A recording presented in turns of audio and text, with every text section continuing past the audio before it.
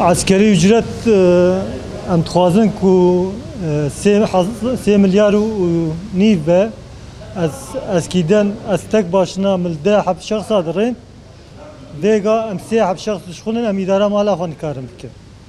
Her tiş zamlamış biye, her tiş zêde biye em dixwazin ku askeri ücret jî bibe 3 milyar û nîv. Devletê dixwazin ku askeri ücret bibe 3 û nîva kêmtir tune be. Gıda eskiden tenekarun Meclistan 105 milyon vega 220 milyon paraya. Yani evci gerek maaşımı eskiden 2 milyar bu gerek vega bu bir 4 milyar ama am ziyade ne yapalım? Yani devlet la sevni be.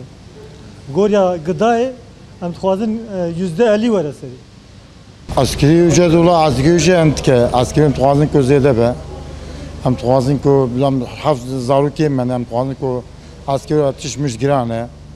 Ama خوازن کو عسکری ücret emelde ben pariki ne kam nasatiye mişe qodam خوازن کو iş bol bu iş za'bu iş bol hiç be pere mesela manakib askeri ücret maqlan ka haft nüfus mesela خوازن کو askeri ücret be se milyar univa kemtenim be خوازن yani ko düşmüş erzam ke ve erzaniye gıda ke ve erzaniye zede yani askeri ücret maqlan ka imkanı. Batman Un fabrikasında çalışıyorum. Asgari ücretle geçiniyorum. 3 çocuk babasıyım. Çocuklar okula gidiyor. Yani asgari ücretin bize yetmiyor. Kiradır, masraflar çoğalmış, gıda çoğalmış. Onun için niyetim en az 3,5-4 milyar olması lazım asgari ücretin. Çocuklar okula gidiyor.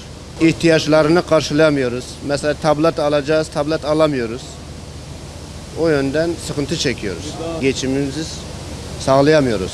Hükümetten asgari ücretin yükseltmesini istiyoruz. En az 3,5 milyar ya da 4 milyar olsun geçinmek için. Asgari ücret şimdi azdır. Her şey pahalanmış mesela. Ben mesela 6 nüfus geçindiriyorum. 2,5 milyar çok azdır yani. En azından 3,5 milyar olması lazım. Gıdaya göre, çocuğun okul masrafı. Ondan sonra bir dairenin kirası 1,5 milyardır. Elektrik nereden baksan yani 150 lira elektrik parası. Ondan sonra su en az 50 liradır. Yani sen bu asgari ücreti şey yapsan sadece gıdaya yetmez, yetmez yani.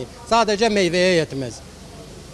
Yani ev masrafı bırak yani. Şimdi bir kişiye yetmez. Bu asgari ücret aslında bir kişinin geçimi içindir. Yani mesela bu 2,5 milyarla bir aileyi geçindirmek çok zordur. En az 3,5 milyar olması lazım. En az.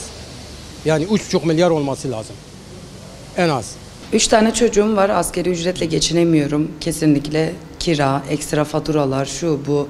Her 3 çocuğum da okul okuyor. Beklentimiz iyi bir şey. Olursa çok seviniriz. Yetiştiremiyorum hiçbir şekilde. Normalde 100 milyonla bir markete girdiğimizde gayet güzel bir şekilde alışveriş yapabiliyorduk. Şu anda en az bir 500-400 anca yetiyor. Yetmiyor bile çünkü 3 çocuk var, her üçü de okul okuyor. Asgari ücrete geçinmek çok zor. Şu an zaten asgari ücret 2300 biliyorsunuz. 3,5 yani anca yetse bir aileyi geçindirmek 3,5 bile bu devirde zor. Yani 3,5 beklentimiz. Asgari ücret bir eksik kalıyor. 2300 küsür. Yani 3.000 lira olması lazım. Yetmiyor çünkü kira, faturalar derken evime doğru düzgün bir şey girmiyor. Çocuklarım 3 tanesi okula gidiyor, 4 tane çocuğum var. 3 okula gidiyor, masrafları oluyor. Yiyecek olarak evime sebze alıyorum. Örneğin tavuk ara sıra alıyorum, et alamıyorum. Hep böyle ot yemekler. Yani devletimizin biraz daha duyarlı olmasını istiyorum. Şu anki yani 3.000 lira da yetmez ama en kötü 3.000 lira olması lazım, en kötü. Çünkü 1.000 lira kira geliyor, faturalar, 500 evin ihtiyacı, üst baş var, giyecek var. Çocuklarım etkileri giyiyor. Diğeri büyüdüğü zaman o büyük olanın diğer küçüğe veriyor kıyafetlerini. Toplasam ben 2 tane kıyafetim var, başka kıyafetim yok. Alamıyorum çünkü. Yani devletimizden biraz daha yardım bekliyoruz yani. Hükümetimizden, başımızdakilerden destek bekliyoruz.